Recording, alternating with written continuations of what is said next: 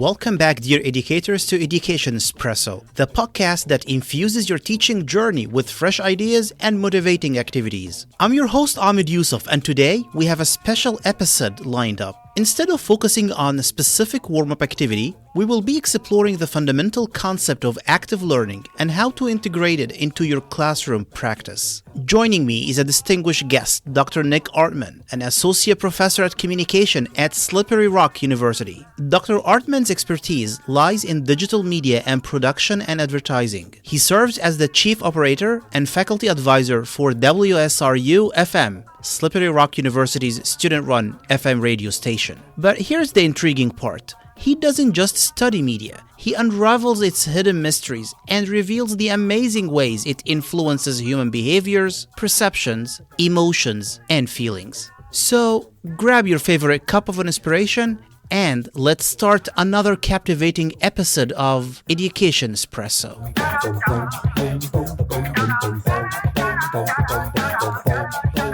Dr. Artman began by explaining his philosophy regarding the use of active learning in the classroom. The truth is you teach the way you were taught, right? Yes. And a lot of times when we first start teaching, or we've been teaching for 30 years, you lean on what you've been taught, especially in a university setting. I experienced that a lot as an instructional designer at a couple different universities, that professors at universities are some of the brightest in their particular field of study, but they may have only taken one or two classes on how to teach. So what do?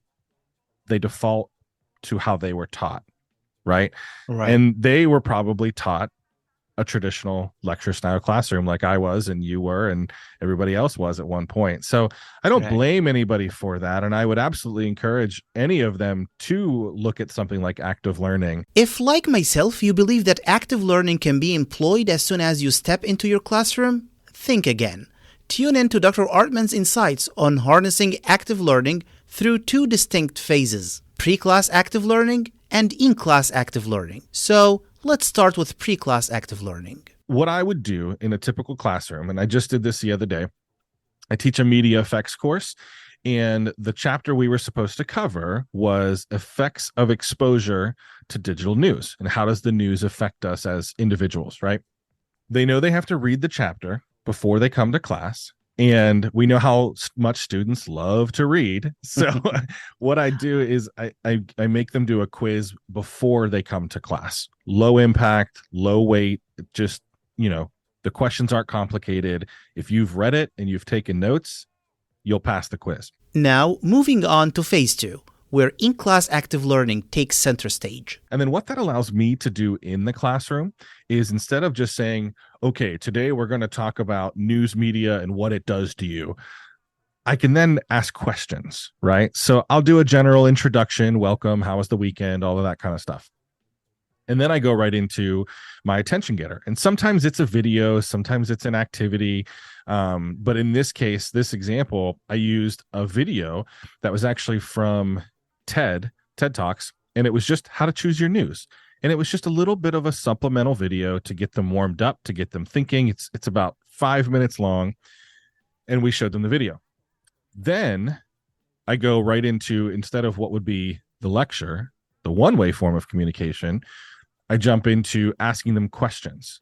So I'm really achieving the same purpose as a one-way lecture, but instead of saying like the news is defined as X, I ask a question like, well, what does the term news mean to you? Right. And then we unpack that, because everybody's got a different definition. And then we'll tie into the book definition. Right.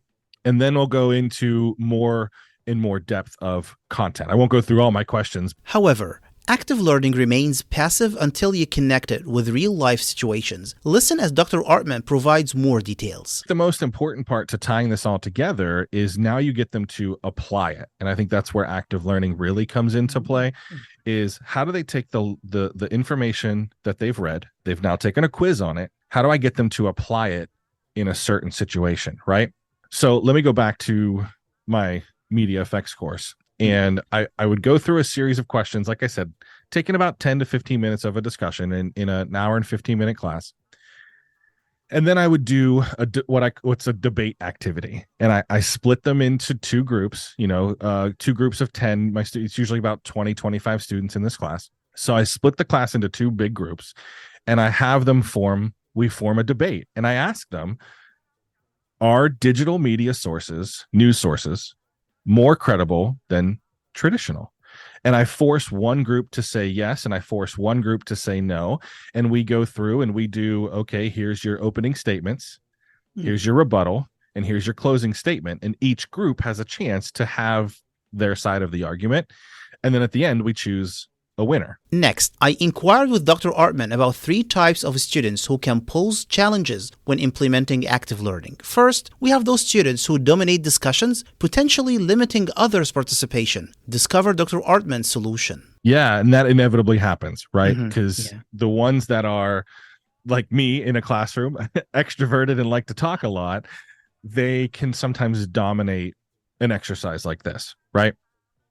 But then you might have a student who's maybe more passive, maybe more introverted.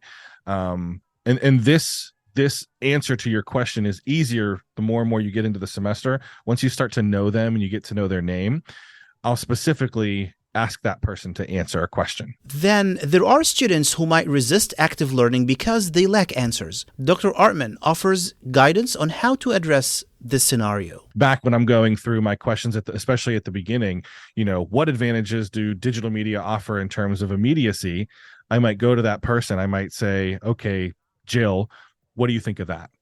And then I'm pulling her into the conversation, or I'm pulling him into the conversation. And I do think it's important to pull those people in who may not engage, even if they don't know the answer, even if you pull them in and they go, I'm sorry, Dr. Artman, I don't know. Okay, that's fine. Now I know you're paying attention, Finally, we face the challenge of students focused on their phones. Dr. Artman provides strategies for managing them within the framework of active learning. And even with like their phones and, more and more students are bringing laptops into their class, like something like this debate activity, I'm now taking that device that could potentially be a distraction, and now you're using it in class. Right. I'm letting them take that laptop, take that phone, and do the research on traditional versus digital, or whatever the activity might be for the day. Dr. Artman goes into the practical aspects of implementing active learning in the classroom, outlining effective ways to pose questions. I do still use a PowerPoint. I'll use a PowerPoint. I'll put all my questions on the PowerPoint. And part of that is because of the just the idea of cognitive multimedia, and how multimedia tying it to a certain piece of media will actually can increase content retention as well. He also suggests not assuming student preferences and encourage seeking their feedback on this teaching style grounded in active learning. I've received great feedback from this for students. I mean, I haven't ever done a complete survey, but I am open. I'm a musician, so I'm open to constructive criticism. And I ask them all the time, like, do you like this, or do you want me to go back to PowerPoint and lecture? And I can't tell you that I've ever had a single student who said, can you please lecture to me for an hour and 15 minutes? Dr. Artman concludes by highlighting the numerous benefits of active learning for students. It's so much fun for me as a professor to see them engage with the content, because now I know they've learned it.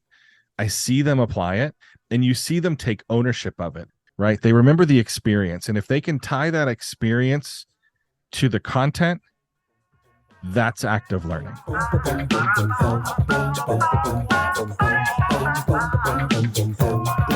Thank you for joining me on this episode of Education Espresso, where we covered effective ways of using active learning in class. Until we meet again, continue to energize your teaching journey with that daily shot of Education Espresso. This is your host, Ahmed Yusuf, signing off with a reminder to make your students intellectually busy. Cheers to the power of education and the remarkable impact you make as an educator.